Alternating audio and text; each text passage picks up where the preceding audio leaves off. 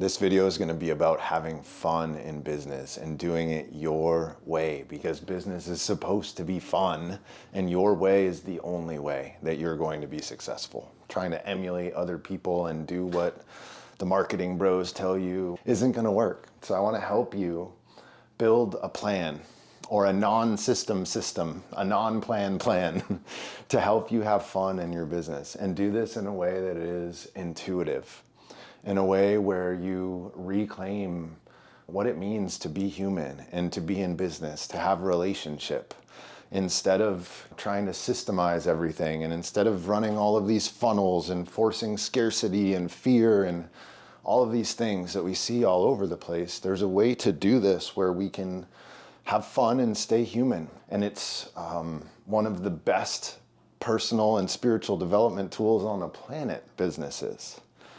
So we've got to get to a place where we learn to trust ourselves and we learn to trust our intuition. And one of my friends, I think I can call him that, his name's George Poulos. So check him out, he's all over the place. He coined this term, intuitive outreach. And it really strung together a whole series of insights for me that I'm going to pass along to you. So this is a way to communicate with people, a way to market and sell that is not, markety or salesy. It's from the heart, and it feels really good to do. And there's just a few kind of pieces of the puzzle that you can do in different ways. So it's not formulaic in that sense. But I think there's enough structure that magic will play through it if you use the bones of this thing. And I encourage you to iterate and shift and play. So intuitive outreach is using our intuition and trusting the signs and the signals from God that are given to us, or the universe, or whatever word you like to use there, instead of doing the whole lead magnet, countdown timer, high volume, get people to DM you this word thing. There's another way. And so that's what I want to talk about today. Let's do it. The first thing I think we need to talk about is a reframe around marketing and sales, because the old way of doing this, the way that has been taught in the marketing echo chamber, is a way that blocks people that have true creativity, in a way that blocks people that are sensitive. So first, people with true creativity. There is nothing more painful for a creative than trying to step yourself down to fit into a specific framework. When you have so much more to express and you're trying to express it in a very particular way, and you're trying to force yourself to be a square peg in a round hole because you're trying to recreate somebody else's pathway to making money. What we need to do is begin letting go of some of what other people tell us, and instead begin testing things and trying things and being a lot more playful. And I'm going to give you tools and steps to help you figure this out for yourself. And then on the sensitive side,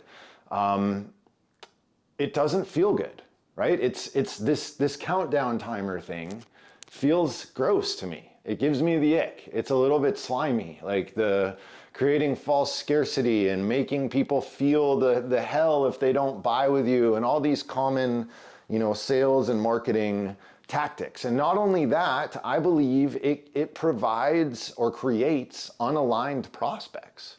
I don't want people that are in fear all the time, that are trying to avoid fear or get out of that thing. I want people that are driven by passion, that are driven by love. And so I need to show up in passion and in love and not in fear. And that means just speaking from my heart and trusting in what I have to say. So marketing, what I want to kind of repaint it as, instead of trying to get people to pay attention to you or trying to get people to buy this thing from you, is this phase of a relationship. And in this phase, you are trying to bring people from low trust to high trust. And through that process, low intention to work with you to a high intention to work with you. That's all we're doing. And the way that we do that is by having this ecosystem of support, of us showing up in love, right? We make videos like I'm doing right now. We write things and publish on Substack or wherever you want to write. We show up on free calls. So if all marketing is moving from low trust to high trust, you can see that we don't have to do that with countdown timers and ramming our stuff down people's throats. Instead, I can just be human and nurture them along through this process. And so I want to talk to you about this intuitive outreach system, which starts with actually creating from your heart, following your intuition and where you're being led, and showing up consistently. We're just letting things flow through us and capturing those insights and communicating them. Look, if you want to be in business, you have to put yourself out to the world. People need to know about you and the way that you think and what you do. So that's actually step one in this intuitive outreach process, is creating intuitive content that feels good and is easy to make. So let's go there now. In step one of this process, we need to get comfortable living life as creatives. And that means shifting our operating system to where we are constantly interacting with our environment in such a way that we are trying to gain new insights. And trying is not the right word. They just kind of drop in. But that means monitoring your inputs, paying attention to what stuff you're reading and watching, because those are the things that you're dropping into the energy system that your body, your mind, your emotions, your spirit has to play with. And it's going to move around all of these different pieces, and ultimately something new is going to come out of them. So we've got to create a system where we are able to capture insights. And the simplest way that I have found to do this is simply the Notes app on your phone. And what you're looking for is like this aha. And it often comes with like being in a conversation with somebody and them like seeing the world in a different way, or seeing something in them that is also in you. And then it just kind of lands like, oh, I get it now. For example, I had one drop in recently around decisions and around how going back and forth on decisions actually takes so much more energy than just making the decision. And then if you have it wrong, you can kind of go back. Like that's actually less energy most of the time than trying to take forever to figure it out. As you're writing them down, I really encourage you to use as little filter as is humanly possible, right? Try not to think about them. Try not to decide if it's important or not. The filters come in the editing process, not in this insight process. Also, what you'll notice with these insights is that they come in different forms, at least they do for me. So what I mean by that is sometimes I get like a real quick little thing, and that oftentimes I'll put on threads, on Instagram threads. Sometimes it's just like an idea, it's like a single idea that I feel like I want to explain or talk about. And I recently started a TikTok, and that's where I've been putting like 3 or 4 minutes of these little insights. Then I've got here on YouTube, which is like these bigger things that I start to put like various insights together. And I make these bigger videos, like explaining these kind of bigger concepts. And then finally, I'm also writing on Substack because some things feel like they want to be written, and I'm also using each for slightly different things. We don't need to get into that right now. I don't think it's all that important. Use your intuition to decide that. The point of this is, I don't think you need to stay on one specific platform and one specific niche. Okay, I'm bouncing all over the place and I'm doing really well. Like last month, I made like $12,400. This month, I'm already over $15,000, and it's not even the 15th yet. And I'm just using my intuition to post where I feel called. I do not have a schedule or a calendar. Like whatever the insight is, I capture it, and whatever it wants to come across as, that's where I put it out. You know, I'm just totally using my gut. So finding the right place to put these things, I think, is really important, but trusting the impulse when it comes, trusting the insight when it's alive in you. So part of living as a creative is inconvenient because Creativity, the muse, doesn't come at the most convenient times sometimes. Like, you might be in the middle of dinner, you might be supposed to be on another call, and you have this thing drop in and it feels really alive in you. And what I've realized, another insight with creativity, is that like, I'm trying to say things or do things in such a way that recreates that feeling for the person watching the thing that I'm making. And it's much easier for me to do that when it is like active and alive in my body in that moment. And so that means missing meetings, or maybe being late for dinner, or whatever the case may be. Also, don't force yourself to like talk about one specific thing, like whatever is alive in you. I've found, and I think you'll find, naturally you're going to be drawn to a specific thing and talk about a specific topic for a period of time. And I think that's cool. And I'm not saying like you need to bounce around and share like everything about you and yourself, but definitely.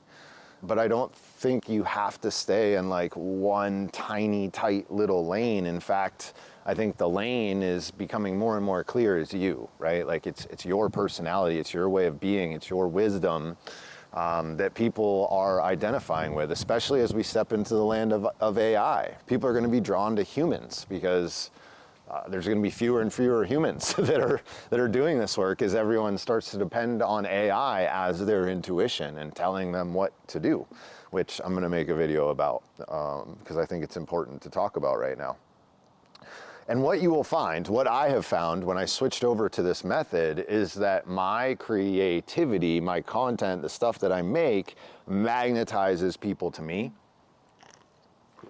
So I don't have to like do all the ads and the cold DMs and the like trying to force people to come to stuff or join a thing or get a lead magnet or whatever. Like, all of that goes out because I'm just like being prolific in my creativity. I'm sharing myself, I'm sharing my ideas, and the people that resonate with those ideas and have similar values and beliefs and understanding, they come to me. And guess what? It's fun to work with those people because we align really well, because I was being myself instead of trying to fit into somebody else's system. So this is like two birds, one stone. It's like for somebody like me who is like an outlaw and hates being told what to do and hates sticking to a plan, it gets me out of that, and it fixes a lead problem, right? It fixes a problem of like having to sort through a lot of people that aren't really that interested in working with you, or even if they aren't that interested, like you're not that interested in working with them.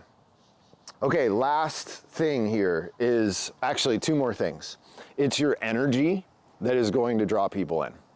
So it's not the words or the topic that you're talking about, which is why I say it's okay to kind of jump around and try different things and follow your interests. It's your being, it's your wisdom. People are gonna be like, that dude or that chick has something. There's something there and I am curious about it. There's a peace and an ease and a wisdom that not a lot of people have. And I want to know more about that thing. That's what people are drawn to, not the topic, not the words. So it's important to make yourself that person. Like, none of this works if you're not that person, which again, business as a personal and spiritual development tool. You've got to make yourself the person that can do this. And that process is done through business. Don't use that as an excuse not to do it. It's in the doing that you sharpen your skills, you learn, and you develop as an entrepreneur. Lastly, let go of the metrics for this method of intuitive outreach and intuitive content creation. If you are somebody that has a big following that is watching this right now and you're considering moving over to this method, you will notice a substantial drop off in your metrics, and that is a good thing because you're resonating with fewer people, but the right people, okay? The intuitive game, you're only one human and you're reaching out to people that are like lighting you up. And so you don't need a huge audience. My YouTube audience, on this channel, when I'm making this video, is 50. And my other channel has 5,000. My TikTok has less than 1,000. My Instagram has less than 1,000. Like, you don't need big numbers here, okay? It's about like impacting deeply one person, two people, three people, to the point where they reach out to you. And this happens from multiple impacts. So usually, sometimes it's one post that just like hits super deep. I've definitely had that before, but more often it's this from low trust to high trust environment where they're seeing multiple pieces that you've made, and then they see you, right? They start to piece together your character, and they reach out and they say, dude, the way that you are living is like really cool. And I'm impacted by what you're sharing and saying, and I want you to know that. And that's the start of a conversation that who knows where it goes, right? Maybe you're able to help that person. Maybe they end up working with you. Maybe it's just like a cool friendship or relationship. We don't know. The point is, this starts conversations.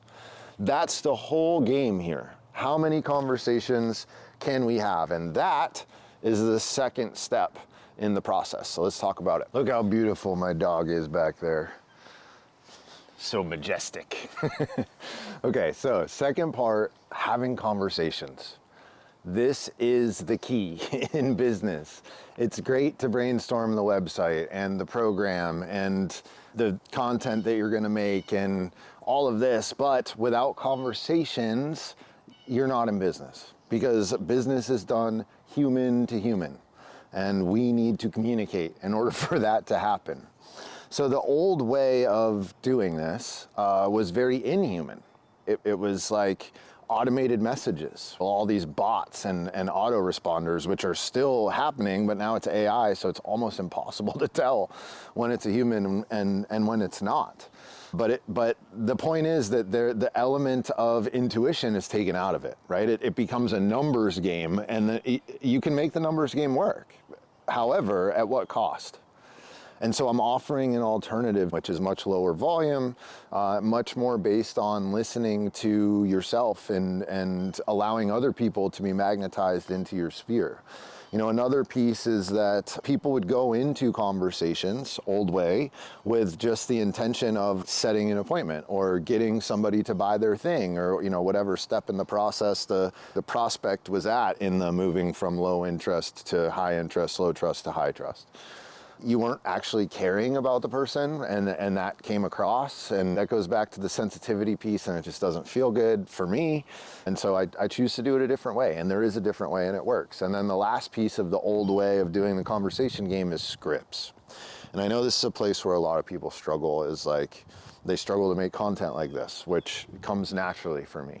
Also in conversation or on like unscripted calls, I just have developed in myself the ability to be able to trust my gut and respond and like share my taste. And like people are in my sphere because they want to hear my take, and they don't need to agree with it. And I'm okay with that too. And that's part of this, is being okay with people disagreeing with you in conversation and not needing to always people please. There are, again, business, personal, spiritual development tools. These are all things that we need to learn, but we've got to figure out, how can I talk to people without scripts? How can I just want to know more about them and actually be interested and see what they have going on in their lives and like see if they're cool? Because that's ultimately what we're trying to do.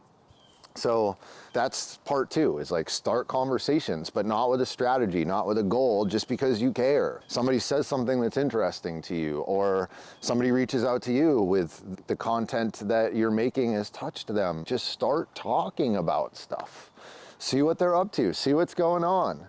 Then the next piece of the puzzle is you've got to listen to your guidance. You are going to know really quickly when you do get into conversation with people if this is a conversation worth continuing, or if graciously you see yourself out of the conversation because you sense that it's not going to be a good fit.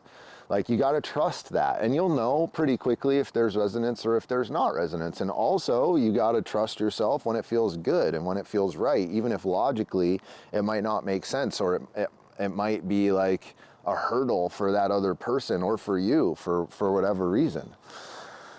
So what you will start to notice is that you will get information on who to reach out to when. Like, you just will get a sensation of, I need to talk to that person.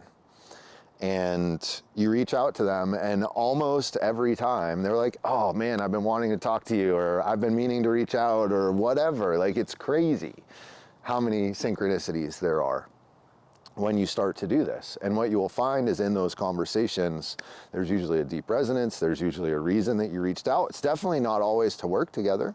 I think that's really important. Again, we're not doing this to get work. We're doing this because we care. Sorry, I just was checking to make sure I was recording. Because we care. That would have really sucked if I wasn't recording, because I feel like this is kind of good, right? Okay. So also,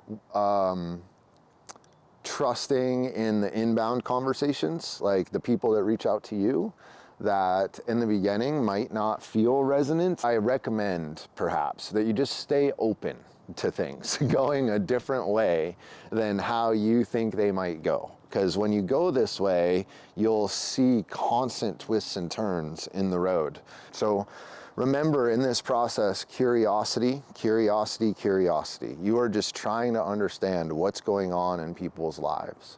When you're talking to them, you're trying to get an understanding on like where they are, where they're going, what their goals are, what their worldview is, whether you feel like you can help them or not. Like, you are just trying to discover on a deep level if there is room for you to engage with this person in some fruitful way in your life. Be that as a client or as a friend or as a collaborator, who knows? Doesn't really matter. Entrepreneurship is a game of conversations. The more curious conversations you can have, the more business you're going to have. And that is a truth.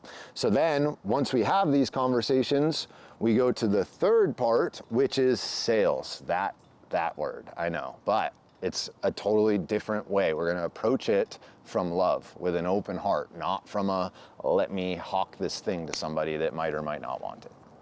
Let's do it.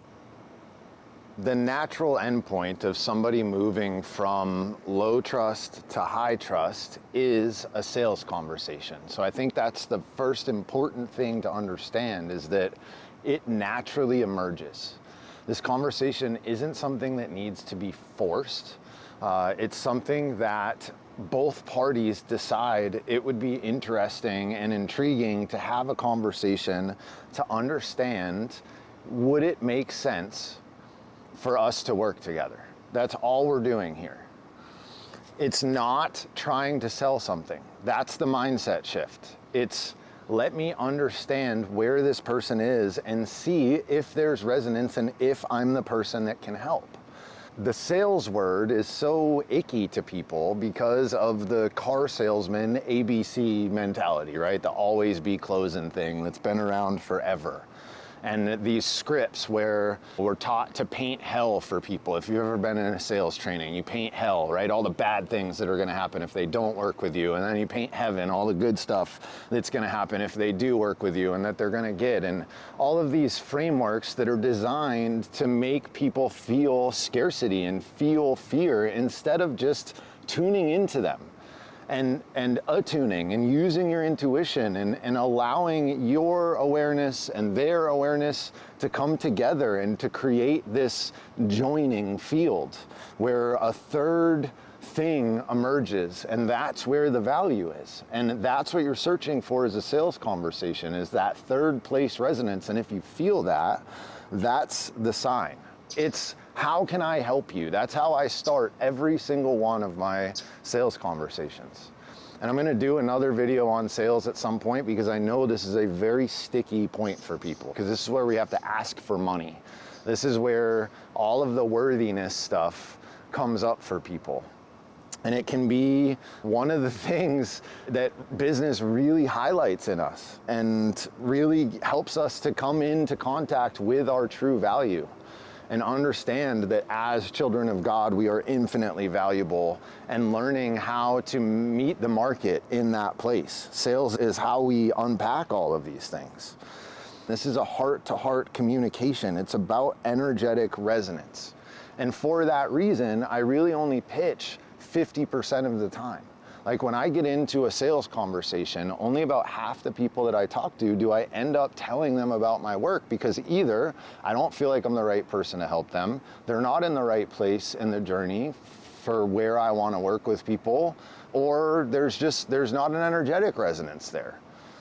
You have to be willing to let this conversation go where it needs to go, which oftentimes is not ending with a sales conversation, ending with a pitch and trying to get someone to work with you. Because we're approaching sales in this intuitive way and we're letting things naturally emerge, you also have the benefit of being able to offer whatever that person needs.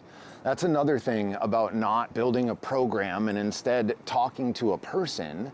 And there is a time to build a program, but it's later on down the road, once you've worked with people and once you have insights and once you see common problems and have language that's going to resonate with people. But in the beginning, it's how can I help this person? And so when you go to offer something to someone, it can be exactly what they need. Again, it speaks to this lower volume human to human connection that we have here. It's just another benefit. We have so much more flexibility in the way that we work with people and in what we do. I'll leave the sales conversation there for now, because again, probably the next video I do will be my approach to sales. If you found some value in this video, I host a call in a free group that I have that I'll link in the description every single week. We do the business call every 2 weeks, and then on the opposite week, I do a call more focused on the personal development, spirituality side. So what you'll find if you hang around me is I believe that spirituality and business are two sides of the same coin, and that ultimately your spiritual journey ends in a desire for service, and service at a certain point turns into entrepreneurship for a lot of people. So if that is intriguing to you, hop on in, I'll see you there. I'll also put a link to book a call with me one-on-one. If you are interested in doing things this way and you felt a deep resonance here, let's have a conversation and see if it's a good fit. Okay, talk soon guys. Thanks for being here.